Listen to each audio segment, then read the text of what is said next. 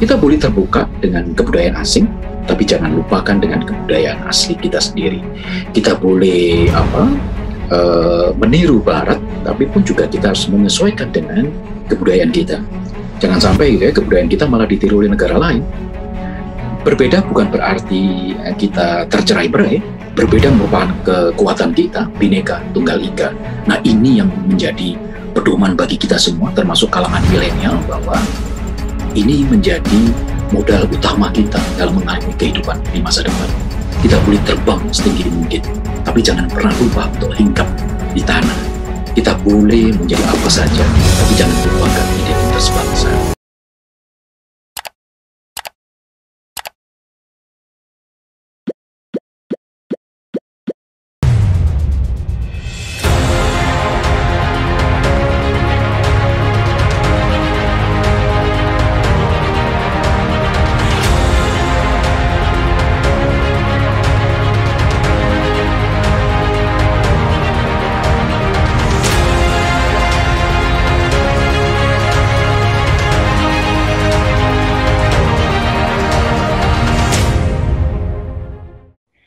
Assalamualaikum warahmatullahi wabarakatuh. Salam sejahtera untuk kita semua. Apa kabar rekan-rekan sobat politik yang memang sudah menjadi pemirsa setia dari podcast kita, yaitu Ngopi, Ngobrol Politik Indonesia.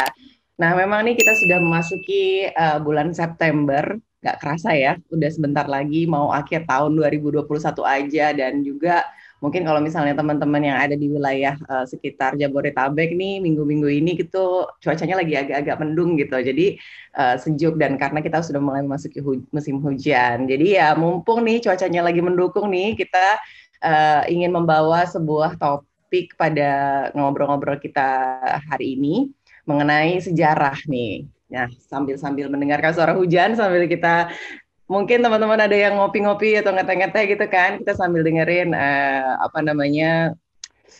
obrolan kita pada hari ini. Dan topik pada hari ini yaitu tentang penguatan nilai sejarah dalam peningkatan kesadaran hak dan kewajiban warga negara sebagai wujud rasa nasionalisme. Untuk itu saya sudah kedatangan seorang teman ngopi saya, yaitu Dr. Ari Junaidi, MSI. Halo Pak Ari. Selamat pagi, Mbak Asri. Selamat pagi juga teman-teman yang ngopi. Selamat pagi, Pak. Gimana kabarnya hari ini? Baik, Mbak. Sehat selalu? Baik, sehat selalu. Alhamdulillah ya. Tampak seger nih kayaknya nih hari ini. Udah siap nih ngobrol-ngobrol sama kita ya. Ya, Pak Ari, ini saya ingin memperkenalkan dulu kepada teman-teman semua. Beliau ini adalah seorang pengajar, pembicara, dan juga peneliti. Dan juga sangat tertarik dengan pola pendekatan komunikasi di politik, pemanfaatan media sosial untuk kampanye positif, dan interaksi budaya di masyarakat. Serta beliau juga meminati kajian sosial di berbagai daerah dan negara jiran. Untuk pengalamannya nggak perlu diragukan lagi, dari tahun 2004 sampai sekarang, Pak Ari ini aktif sebagai pengajar program pasca sarjana dan sarjana pada berbagai PTN dan juga PTS, yaitu Universitas Indonesia, kemudian juga Universitas Diponegoro, Dr. Sutomo, Universitas Paramadina, kemudian Universitas Bina Mulia, dan masih banyak lagi ya Pak Ari. Wah, pengalaman ini sangat luar biasa nih Pak Ari.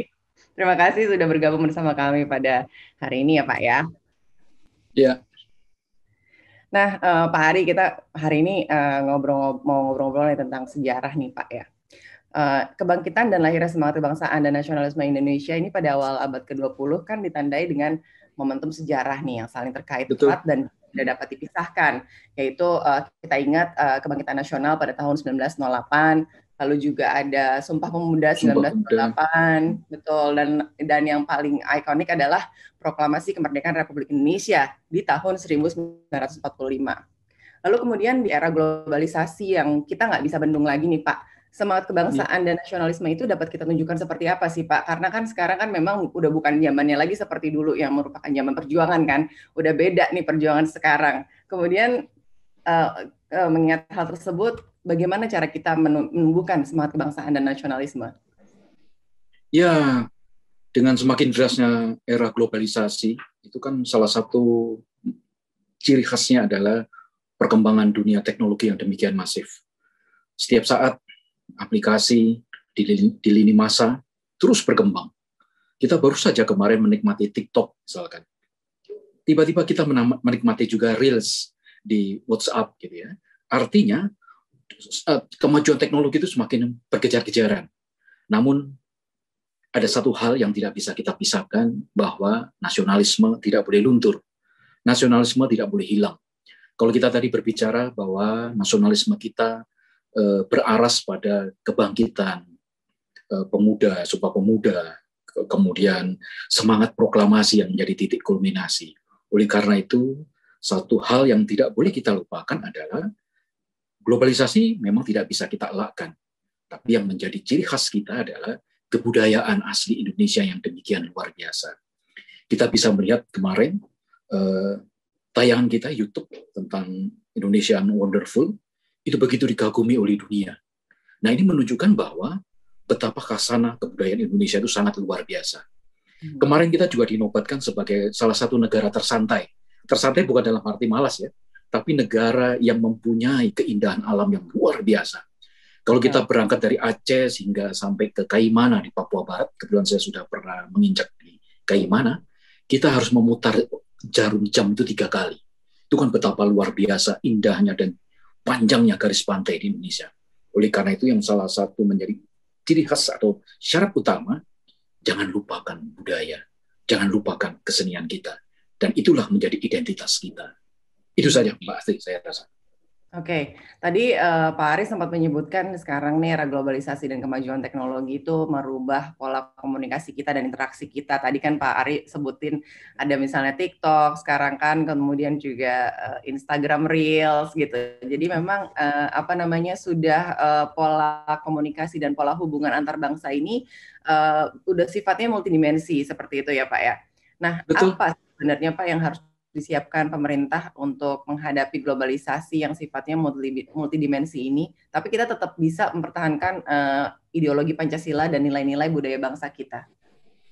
Walau bagaimanapun juga, tentu harus ada filter ya, ada filterisasi, ada penyaring. Dan dalam hal ini adalah Kementerian Komunikasi dan Informasi. Baru kemarin kita tergagap gitu ya, tiba-tiba diberitakan tokoh nasional, Presiden Indonesia kelima, Ibu Megawati Soekarno Putri dikabarkan sakit kritis dan koma gitu ya. Itu menjadi viral gitu ya. Ternyata itu dilakukan oleh sekelompok anak bangsa yang tidak melakukan check and rechecking, konfirmasi, rekonfirmasi. Nah, hal-hal demikian menjadi ciri khas di era kemajuan teknologi gitu ya, ketika proses kemajuan yang demikian pesat, informasi yang demikian pesat harus disaring terlebih dahulu. Jangan sharing asal share gitu ya, tapi harus saring dulu. Betul. Jadi saring dulu sebelum sharing, itu menjadi langkah yang paling bijak. Kemudian yang menjadi hal utama adalah bahwa kemajuan yang demikian pesat memang tidak akan bisa kita nafikan, tidak bisa kita tahan gitu ya. Bahkan kita berkejaran, tidak hanya Jakarta gitu ya, tetapi kita juga harus berpikir bagi saudara-saudara kita yang ada di pelosok Papua Barat. Nggak usah jauh-jauh gitu ya, yang daerah-daerah yang penetrasi internet yang terbatas, di Kabupaten Bogor misalkan di ujung sana gitu ya, Citerep gitu ya, itu pun juga mengalami culture shock atau gegar budaya ketika penerimaan budaya asing tidak bisa diterima secara merata.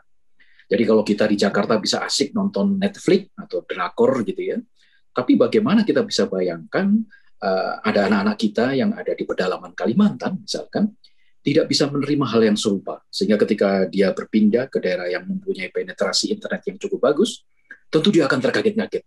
Nah, ini yang menjadi pekerjaan rumah kita semua, termasuk pemerintah, bagaimana caranya mengakselerasi kemajuan teknologi bisa diterima semua kalangan. Wi-Fi itu adalah hak semua bangsa, menurut saya sekarang ini. Oleh karena itu, ini yang menjadi perhatian bagi semua kalangan, termasuk pemerintah. Jadi ada 2 hal tadi ya Pak ya. Yang pertama adalah seiring dengan kemajuan teknologi, kemajuan literasi digital juga harus ditingkatkan. Iya. Lalu yang kedua adalah pemerataan infrastruktur, terutama dalam hal jaringan ya Pak ya. Dan jaringan akses internet. Ya, dan sampai saat ini memang pemerataan itu belum bisa dikatakan 100% merata, karena tadi seperti diberikan contoh oleh Pak Ari, ada wilayah-wilayah di pedalaman yang tidak merasakan hal yang sama dengan kita yang berada di kota, seperti itu ya Pak ya. Baik, Betul. Pak Ari, sebenarnya ini kan negara ini kan harus melakukan konstruksi wawasan kebangsaan sebagai proyek bersama bagi seluruh warganya. Nah, apa yang harus diupayakan negara dalam hal ini pemerintah supaya maksud dan tujuan negara itu dipahami oleh warga dan didukung sepenuhnya oleh seluruh anak bangsa tanpa terkecuali. Ya, tanpa kita sadari nilai-nilai Pancasila itu ada dalam kehidupan kita sehari-hari. Apalagi di masa pandemi ini ya, ini menjadi tantangan besar. Ketika kita harus selalu memberikan tangan, memberikan pertolongan bagi anak-anak bangsa yang lain. Nah, kita harus mendidik bagi kalangan generasi muda sekarang ini untuk peduli pada sesama. Tapi saya merasa cukup salut karena saya selalu keliling ke berbagai pelosok tanah air. Gerakan-gerakan masyarakat kita, terutama anak-anak muda, cukup luar biasa. Ada yang meminjamkan oximeter kepada warga yang membutuhkan. Gerakan oksigen berbagi, ini menjadi langkah yang cukup besar. Kemudian gerakan nasi bungkus, gerakan membantu cantelan sembako di depan rumah. Ini menjadi nilai bagi kita bahwa kegotong royongan, solidaritas sosial, kemudian rasa kebersamaan itu juga tidak luntur dalam budaya kita. Nah, yang perlu harus dilakukan secara terus-menerus adalah kita boleh terbuka dengan kebudayaan asing, tapi jangan lupakan dengan kebudayaan asli kita sendiri. Kita boleh meniru Barat, tapi pun juga kita harus menyesuaikan dengan kebudayaan kita. Jangan sampai gitu ya, kebudayaan kita malah ditiru oleh negara lain. Bali, wah kalau kita ingat Bali, lupa dengan segalanya gitu ya, betapa Bali luar biasa. Itu baru Bali, belum yang lain misalkan. Kalau kita berkunjung ke Nunukan itu perbatasan Kalimantan Utara dengan wilayah Sabah, Malaysia, itu betapa luar biasa kebudayaan-kebudayaan Dayak di sana. Oleh karena itu, yang menjadi kewajiban bagi kita semua adalah jangan lupakan akar budaya kita. Akar budaya kita ini sangat luar biasa ya, dan sangat menjadi bukti mana yang bisa membangun Candi Borobudur gitu. Hanya kita. Padahal pada waktu itu belum ada crane, belum ada bulldozer, tapi kita bisa membangun yang namanya salah satu 7 keajaiban dunia yang bernama Borobudur. Betul. Jadi ini membuat saya menyadari bahwa negara kita tuh kaya sekali akan nilai-nilai sejarah dan juga nilai-nilai budaya ya Pak ya. Dan menurut Pak Ari sendiri nih Pak, pendidikan karakter dan wawasan kebangsaan ini cukup efektif nggak sih untuk mempertahankan paham ideologi Pancasila, kemudian juga mempertahankan nilai-nilai sejarah kebangsaan kita Pak? Sangat efektif bahwa karakter yang harus kita tanamkan pada pendidikan karakter ya, pada generasi muda di usia dini, bahkan di usia pendidikan anak usia dini, PAUD gitu ya. Rasa kebersamaan, gotong royong, kemudian saling menghormati harus kita tanamkan sejak dini. Sehingga ketika dalam perkembangan usia, anak-anak tadi beranjak menjadi dewasa, itu tidak mengalami gegap budaya. Nah, ajaran-ajaran dari orang tua kita dulu itu sangat berarti bagi kita dalam mengarungi kehidupan. Bisa kita bayangkan gitu ya, nilai-nilai pengamalan Pancasila itu bisa lestari dalam kehidupan kita. Nah, ujian kita di satu sisi ini merupakan musibah, tapi pandemi COVID-19 ini juga mengajarkan pada kita untuk selalu ingat pada orang-orang lain yang mengalami persoalan tadi. Nah, kita yang sehat saat ini merupakan bonus anugerah yang terbesar dari Sang Pencipta gitu ya, untuk selalu berbuat terbaik bagi bangsa dan negara. Nah, ini adalah waktu titik balik bagi kita untuk menjadikan bangsa kita ini menjadi bangsa yang besar. Dan saya yakin dari pengalaman saya, kebetulan pasti background saya, kita mungkin sama ya. Saya perintis berdirinya Liputan 6 SCTV, kemudian saya bikin bersama teman-teman Fokus Indosiar, kemudian saya membuat dengan teman-teman News La TV, sekarang menjadi TV One. Itu saya betapa bangga ketika saya keliling ke berbagai negara gitu ya, termasuk ke luar negeri, ketika saya mengatakan Indonesia gitu ya.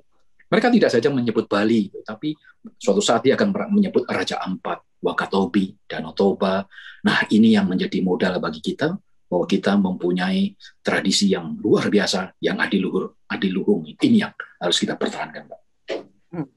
Menurut Pak Ari, nilai apa sih Pak yang paling penting yang menjadi prioritas kita dalam dalam hal supaya masyarakat khususnya anak-anak muda nih makin menghargai budaya dan sejarah Indonesia? Nah, kadang-kala anak muda kita juga ada yang melupakan gitu ya, bahwa pelajaran dalam rumah tangga, ajaran-ajaran orang tua, kemudian didikan agama, semua agama mengajarkan hal yang baik, kemudian pendidikan di usia dini. Saya lebih suka dengan pengalaman-pengalaman masa lalu ketika saya dididik dalam sekolah yang multikultural gitu ya. Saya bersahabat dengan sahabat-sahabat saya yang beragama non-Islam gitu ya. Saya menyadari bahwa kehidupan kita itu tidak akan lengkap bila kita hanya berkawan pada satu suku, tapi kita beragam berbagai suku. Kita merasa kehidupan kita menjadi bertambah gitu ya. Ketika kita mempunyai teman yang berlatar belakang agama yang berbeda. Nah, keberagaman dalam suku, agama, ras gitu ya, antar golongan, itu menjadi nilai penguat bagi bangsa kita ini untuk menghadapi tantangan ke depannya. Berbeda bukan berarti kita tercerai-berai, berbeda merupakan kekuatan kita, Bhinneka Tunggal Ika. Nah, ini yang menjadi pedoman bagi kita semua, termasuk kalangan milenial, bahwa ini menjadi modal utama kita dalam mengarungi kehidupan di masa depan. Oke, jadi kita harus embrace perbedaan itu, kita harus merangkul perbedaan itu ya Pak ya. Jadi bukannya makin membuat kita tercerai-berai, tapi justru itu yang menjadi modal utama kita. Iya, gitu betul. Kan? Oke, Pak Ari, ini kan kita nih sebagai warga negara Indonesia yang baik, pastinya sebagian besar pasti udah tahu dah apa aja yang menjadi hak dan kewajiban sebagai warga negara. Kemudian dalam hal politik, seharusnya kita itu seperti apa sih, Pak Ari?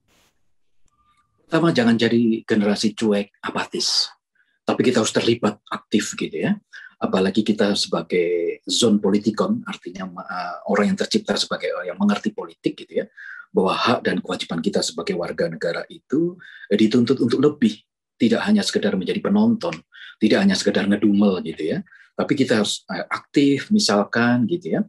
Apakah demokrasi kita berjalan secara utuh? Dan alhamdulillah, puji Tuhan gitu ya, demokrasi kita mengalami sebuah fase yang luar biasa, dan ini merupakan perjalanan bangsa dari kemerdekaan hingga sekarang, yang sebelumnya juga telah dijalankan oleh berbagai bangsa ini dengan berbagai kejadian gitu ya, yang sehingga membuat kita menjadi paham. Nah, yang tidak boleh dilupakan juga adalah bahwa peristiwa-peristiwa itu menjadikan modal bagi kita untuk tidak mengulangi kesalahan masa lalu. Nah, sebagai kita anak muda, gitu, generasi milenial, gitu ya, apa yang harus kita lakukan di era sekarang ini? Keterbukaan, informasi menjadi hal yang bisa dilakukan oleh anak muda. Betul. Selalu mengupdate informasi. Oh, pilkada serentak akan diadakan pada tahun 2024, misalkan. Nah, anak-anak muda harus mulai tanggap. Gibran bisa menjadi wali kota di Solo, Bobi bisa menjadi wali kota Medan, kenapa kita tidak gitu ya? Anies Baswedan bisa menjadi gubernur di Jakarta, Ganjar Pranowo bisa menjadi gubernur di Jawa Tengah. Dan ada satu hal, ada kawan saya yang bernama Indah Permatasari. Indah Permatasari ini alumni dari Universitas Indonesia, dia menjadi bupati di Lubu Utara. Betul. Luar biasa pengalaman dia interaksi dengan masyarakat. Artinya apa? Bahwa kita anak muda bisa menjadi pemimpin bagi bangsanya di masa depan. Dan ini menjadi terbuka ya, bahwa kesempatan anak muda untuk berkiprah di dunia politik menjadi sangat terbuka. Nah, ini yang menjadi kontribusi bagi anak muda. Jangan cuek, dan kita harus bisa berkontribusi. Jangan cuek, kita harus bisa berkontribusi, karena ini salah satu bentuk kita sebagai warga negara Indonesia, bentuk rasa nasionalisme juga ya Pak ya? Iya. Iya, jadi mungkin anak-anak muda yang apatis-apatis itu, dan mungkin ada beberapa yang istilahnya tadi Pak Ari bilang cuek gitu ya sama politik, jangan lagi cuek deh, karena ini politik itu kan sebenarnya adalah bagian dari kehidupan kita dalam bernegara ya Pak ya. Segala macam hal-hal yang terjadi dalam hidup kita di negara ini semuanya berasal dari keputusan politik. Oleh karena itu ya bukan jadi alasan kita untuk cuek dengan politik ya Pak ya. Iya, betul. Mungkin anak kita mungkin lupa gitu ya, bahwa apa yang dikatakan Mbak Asti tadi betul juga, bahwa katakanlah kita minum kopi aja, itu juga ditentukan dalam sebuah proses politik. Bagaimana biji kopi dari petani, kemudian sampai ke minuman yang kita tenggak gitu ya. Itu kan merupakan sebuah proses politik keberpihakan pemerintah pada petani kopi. Demikian juga kita lagi asik naik motor gitu ya di jalan gitu ya. Kita mengendarai motor dengan menggunakan bahan bakar. Ke depan kita akan menggunakan listrik. Nah, kebijakan-kebijakan mengalihkan dari program energi konvensional ke listrik itu adalah proses politik dan anak muda harus terlibat. Anak muda harus terlibat. Jadi ini teman-teman nih yang masih muda-muda jangan lagi cuek loh sama politik loh. Jangan mentang-mentang udah dengar kata politik langsung alergi gitu ya Pak ya.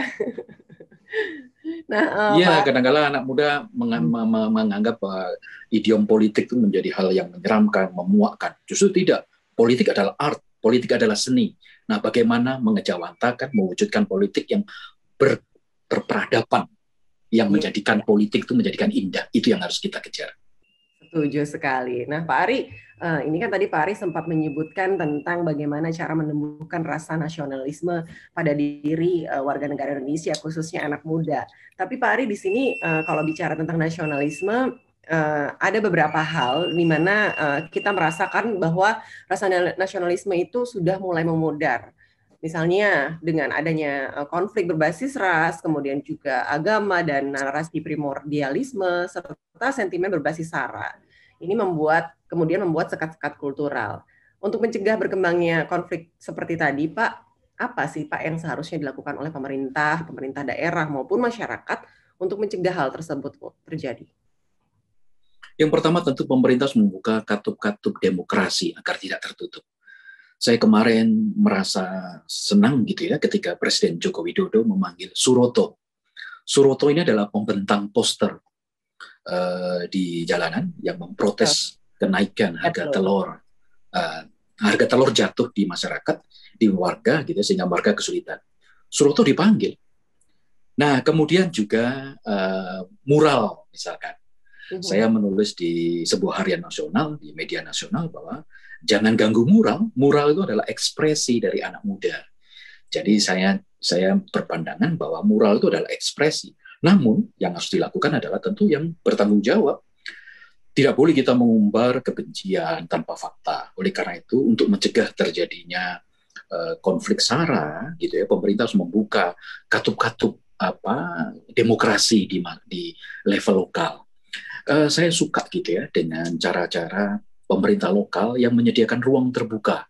Ruang terbuka itu adalah tempat anak muda untuk menyalurkan ekspresi seni. Tapi kita juga ingat di masa pandemi ini tentu kerumunan massa, mobilisasi warga juga terbatas. Tapi nanti ketika menjadi era endemi gitu ya, ketika keterbukaan ruang menjadi hal yang lumrah, tentu ini harus diisi dengan kegiatan-kegiatan seni, ekspresi budaya yang bisa digunakan oleh anak muda untuk menyampaikan aspirasi politik. Boleh menyampaikan aspirasi politik tentu dengan ada parameter yang jelas ya.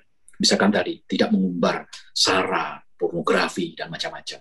Tapi banyak hal yang bisa dilakukan oleh anak muda. Tadi festival musik, festival seni, membuat vlog misalkan. Itu merupakan ekspresi yang luar biasa menurut saya yang bisa diisi oleh anak-anak muda dan kita bisa berperan di dalamnya. Itu saya sangat setuju Pak. Jadi daripada kita menghabiskan energi kita untuk membenci gitu kan, istilahnya kan kalau memulai konflik itu kan artinya kita kan ada kebencian di dalam sana, mendingan kita menyalurkan energi untuk hal-hal yang positif kayak tadi Pak Ari bilang gitu kan, berekspresi tapi yang baik gitu, yang bermanfaat untuk lingkungan kayak tadi festival musik, kemudian juga mungkin kalau misalnya ada bakat untuk desain atau untuk menggambar gitu, kita bisa mengekspresikannya lewat lukisan, lalu juga mungkin ada yang suka menulis, ekspresikan dengan tulisan, seperti itu ya Pak ya? Ya, betul bahwa era ke depan ini adalah era kekinian, era yang diisi oleh anak milenial. Demografi penduduk kita juga menunjukkan bahwa kalangan muda ini menjadi yang lebih besar. Nah, ada adagium atau ada ajaran orang tua kita. Musuh satu itu terlalu banyak, teman 10.000 itu kurang. Jadi dalam hal ini saya setuju dengan Mbak Asti tadi bahwa eranya bukan lagi mencari musuh, eranya adalah bagaimana mencari teman, bagaimana mencari followers, bagaimana mencari pendukung atau mencari teman. Itu yang harus dilakukan oleh anak muda sekarang ini.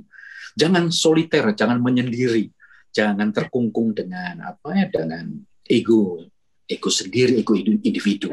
saatnya untuk menjalin pertemanan. Pertemanan itu tidak hanya di level lokal ya, tetapi pertemanan kita harus menembus batas-batas wilayah. Itu yang harus dilakukan oleh anak muda. Betul, betul Pak Ari. Jadi ini anak-anak muda sekarang nih, semoga kalau misalnya mendengarkan podcast ini jadi makin semangat ya Pak ya, untuk lebih menanamkan nilai-nilai nasionalisme dan menerapkannya di kehidupan sehari-hari sesuai dengan apa yang menjadi minat dan bakat mereka, gitu ya Pak ya. Iya, betul Mbak Esti. Pak Ari, terakhir nih Pak, apa pesan Bapak untuk generasi muda sekarang, terutama terkait dengan supaya tetap menjaga nilai-nilai budaya dan nilai-nilai sejarah bangsa? Iya, kebetulan putri saya kuliah di Australia yang pertama, kedua sekolah di Amerika, sekolah SMA-nya. Tapi saya selalu berpesan, ini juga sama dengan semua hal, kita boleh terbang setinggi mungkin, tapi jangan pernah lupa untuk hinggap di tanah. Kita boleh menjadi apa saja, tapi jangan lupakan identitas bangsa. Nah, kembali saya juga berpesan kepada semua kalangan gitu ya. Saya selalu mengajak pada mahasiswa saya untuk membuka pandangan bahwa di sekitar kita masih banyak orang-orang yang kesulitan. Mbak Asri, saya kuliah 2 di Universitas Indonesia. Saya kuliah kimia UI di matematika ilmu pengetahuan alam, tapi saya juga kuliah juga di Fakultas Hukum UI. Jadi saya ngambil 2 tahun. Gimana bagi waktunya Pak? Ya, kata kawan-kawan saya pagi ngitung, siang menghafal. Saya berasal dari keluarga tidak mampu, jadi saya membiayai kuliah sendiri. Nah, saya selalu berpesan kepada mahasiswa saya, mari kita isi dengan kegiatan positif. Anda bisa menjadi rusak atau menjadi baik. Kalau Anda menjadi rusak, mudah sekali. Anda menjadi baik, butuh perjuangan. Nah, saya selalu melibatkan pada mahasiswa saya untuk hal-hal pekerjaan gitu ya, melibatkan pada berbagai proyek penelitian, untuk selalu berbuat terbaik. Bahwa semua agama mengajarkan kita pada kebaikan. Demikian juga kehidupan itu mengajarkan kita pada hal-hal yang bisa kita pelajari. Nah, bagi anak muda, saatnya untuk bangkit. Tidak boleh lagi menjadi kaum rebahan. Sudah selesai kaum rebahan, gitu ya. Saatnya kita kaum bangkit, gitu ya. Rebahan kita boleh kita lakukan kemarin ketika pandemi. Ketika pandemi sudah melandai, angka-angka COVID sudah melandai, saatnya kita berbuat yang terbaik. Nah, kita bisa mengefektifkan apa yang ada pada diri kita. Kita berbakat seni. Saatnya kita menciptakan lagu-lagu. Jangan kalah dengan Pak SBY. Pak SBY saya sudah tidak menjadi presiden lagi. Bisa aktif menulis, bisa aktif melukis, bisa membuat nyanyian. Masa kita tidak bisa melakukan hal yang sama dengan dilakukan oleh Pak SBY? Misalkan Bu Megawati masih aktif dalam hal menanam bunga, tanaman. Masa kita tidak? Nah, teman-teman, karena saya pernah merasakan anak muda dan saya punya anak muda gitu ya, dan punya anak buah yang anak muda, kita harus bisa memanfaatkan apa yang kita ada di sekeliling kita. Di sekeliling kita itu merupakan apa ya, anugerah yang harus kita manfaatkan, dan ini kadang-kadang kita dilupakan. Bagi anak muda, rebahan itu diartikan sebagai ya rebahan terus selamanya. Bukan, kita harus bangkit di era endemi sekarang ini. Demikian Mbak Fit. Oke, tuh teman-teman, jangan jadi kaum rebahan katanya Pak Ari, harus jadi, sekarang udah mulai jadi kaum bangkit ya, udah lewat tuh masanya jadi rebahan, karena memang zaman sekarang ini terbuka sekali banyak kesempatan untuk kita semua, dan kalau kita nggak maksimalkan potensi yang kita punya, kita bisa ketinggalan nih sama yang lain ya Pak ya. Betul. Terima kasih banyak Pak Ari Junaidi atas waktunya dan atas seluruh ilmu yang telah di-share kepada kita semua. Semoga tadi ngobrol-ngobrol kita ini dapat membawa manfaat bagi teman-teman yang mendengarkan podcast kita pada hari ini. Terima kasih Pak Ari, sukses selalu. Terima kasih, salam sehat untuk semuanya buat pendengar podcast. Mari kita menjadi kaum bangkit. Sudah tinggalkan lagi kaum rebahan. Setuju. Nah, teman-teman semua, demikian diskusi kita pada hari ini bersama Bapak Ari Junaidi, dan semoga teman-teman bisa mengambil hikmah ya dari obrolan kita, dan jangan lupa untuk terus ikuti seluruh medsos dari Politikpum, ada Instagram, ada Twitter, kemudian juga YouTube, dan jangan lupa terus bergabung, ikutin semua programnya, karena nantinya masih banyak obrolan-obrolan yang menarik lainnya selain yang hari ini kita laksanakan. Terima kasih dan sampai jumpa lagi pada podcast berikutnya. Saya Astri Megatari pamit undur diri. Wassalamualaikum warahmatullahi wabarakatuh. Sampai jumpa.